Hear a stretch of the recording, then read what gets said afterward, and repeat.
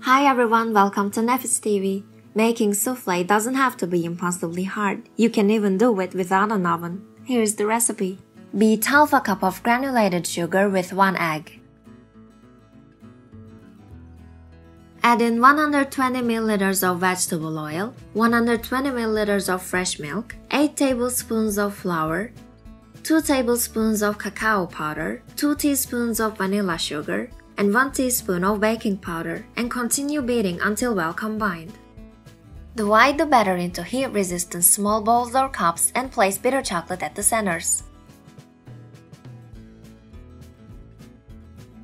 Place the balls in a pan filled with boiling water and close the lid. Cook for about 10 minutes. Dust with icing sugar and serve immediately. Hope you enjoy! If you enjoyed the video, don't forget to hit the like button and subscribe to our channel. Please comment below for further questions. Thanks for watching!